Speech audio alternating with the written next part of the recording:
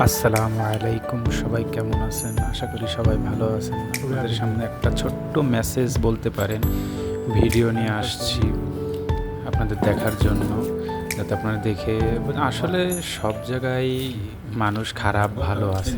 এই যে সৌদি, ইনি আমাদের সাথে বসে খাবার খাচ্ছেন। আসলে সচরাচর এরকমটা হয় না। এই সৌদি খুবই ভালো একটা মানুষ, মন মানসিকতা এত মিশুক টাইপের।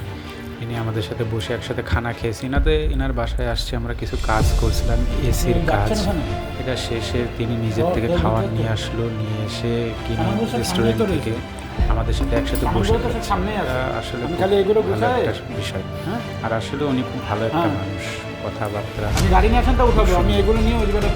তো এটাই আর কি আপনাদের সাথে ভালো একটু শেয়ার করি, যে আসলে আমাদের প্রবাসী ভাইরা যারা আছে অনেকে অনেক কথা বলে, এটাও সত্য, কিন্তু সব দিকে ভালো খারাপ মিলিয়ে একটা এই সৌদির গাড়ি নষ্ট হয়ে গেছে, তাই উনি গ্যারেজে দিয়েছে। নষ্ট বলতে ওনার গাড়ি অ্যাক্সিডেন্ট করছিল, তাই ঠিক করার জন্য গ্যারেজে দিয়েছে। ওনার কাছে ওনার গাড়ি নাই, তা বললো চল আমাকে নিয়ে চল ওই দাম্মামে, ওই গ্যারেজের ওখানে। তাই ওনাকে নিয়ে যাচ্ছি সাথে করে।